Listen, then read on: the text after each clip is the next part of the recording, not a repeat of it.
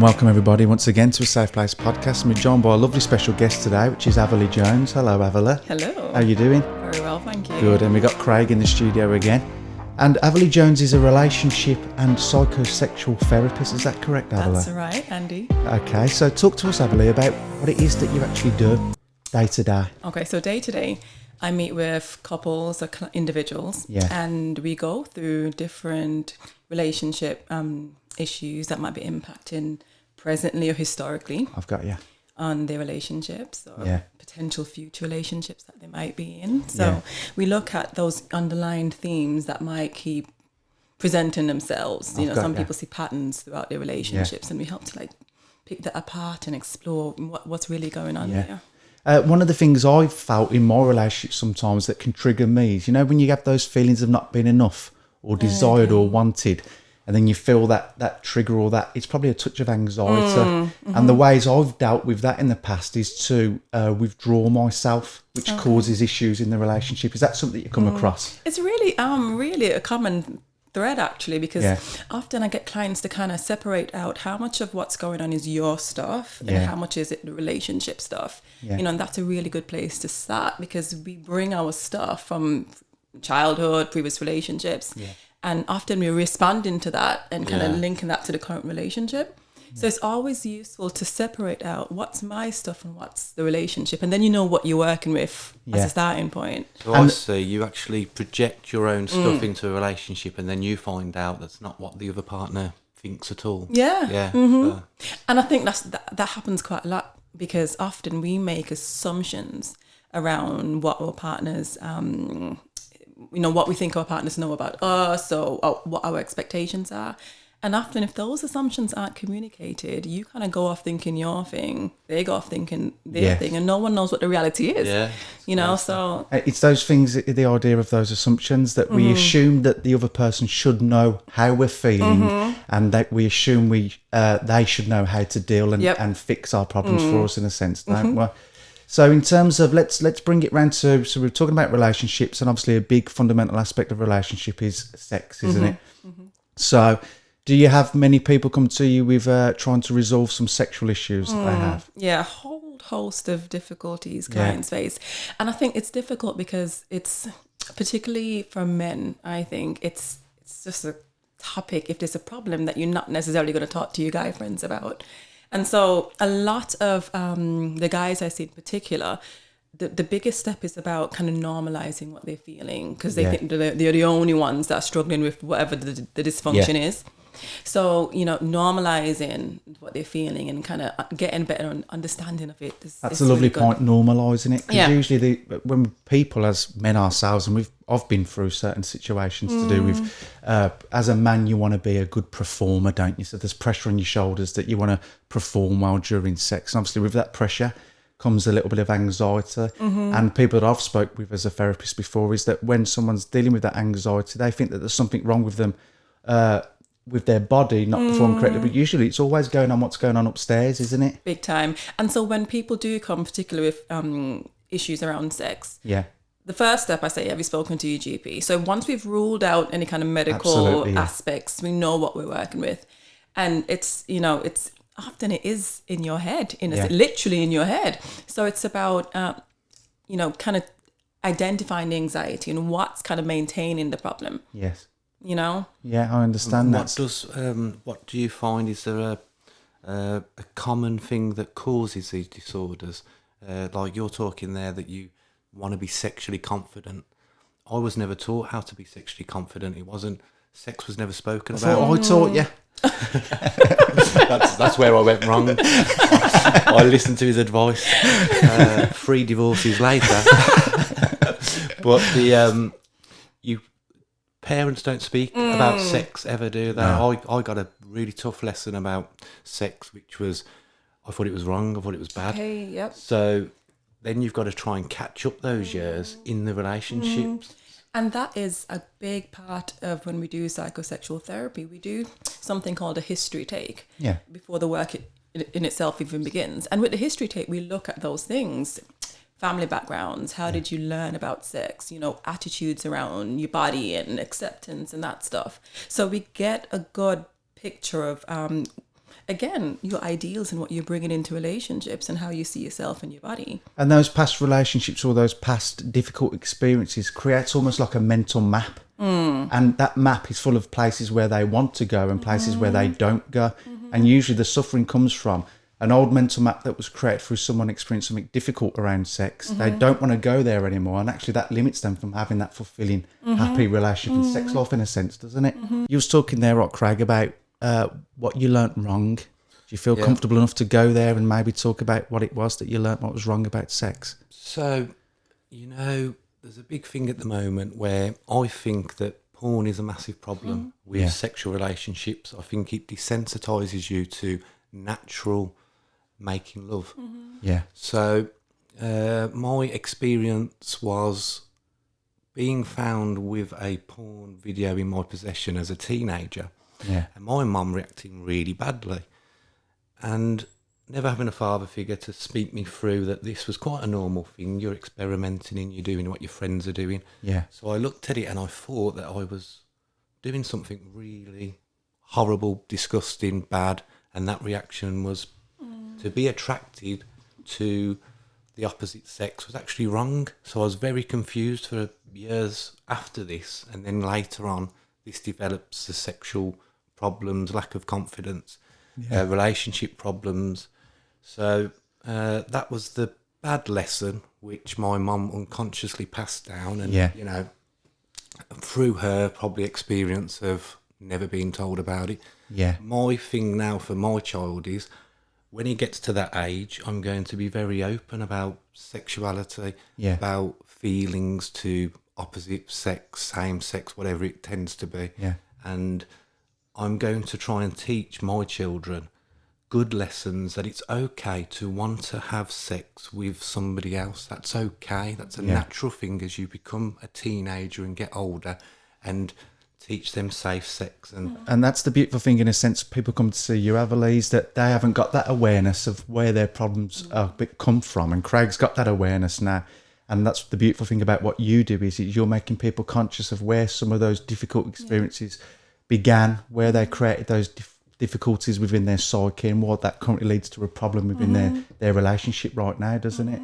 Yeah. How fulfilled do you feel about, how good does it feel to know that you've made a difference to people's lives, Avaly? Do you know what? It's such a good feeling, because you can almost, throughout the work, you can see those light bulbs going on, that that aha moment in terms of, okay, this makes sense. And I think once you can get to a place where you're not having any judgment towards yourself or your feelings and your behaviors in some instances, then you can almost begin the work and begin that healing, because it's not heavy with judgment and that kind of stuff. And let's look at posing a little bit more of an eye on the idea of the roles that we stereotypically think we have to be as a man or as a woman. What are some of those roles that you think women carry with them in terms of sex or relationships, Avaly?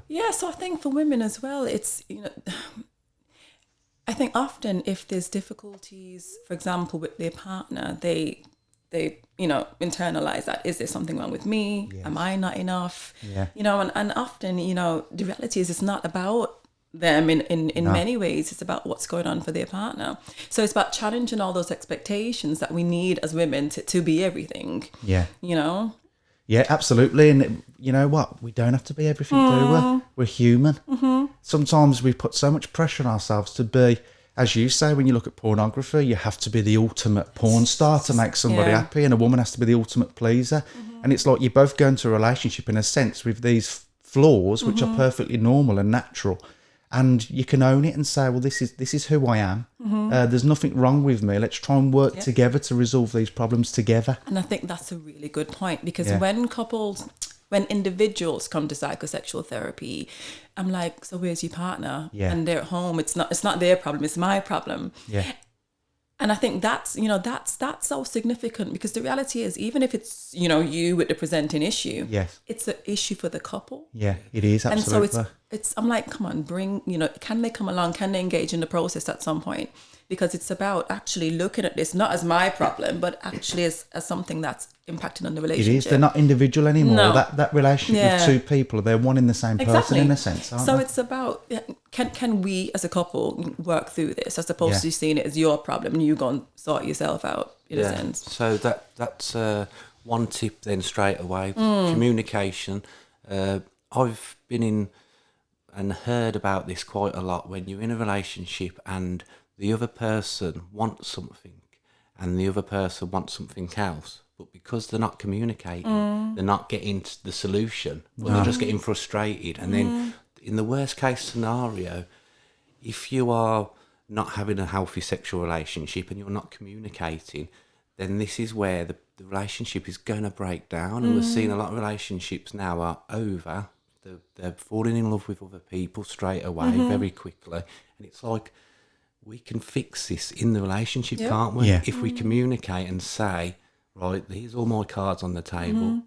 Can you give anybody else any more tips that seems to work for couples that are struggling? I think, so the communication is really, really good.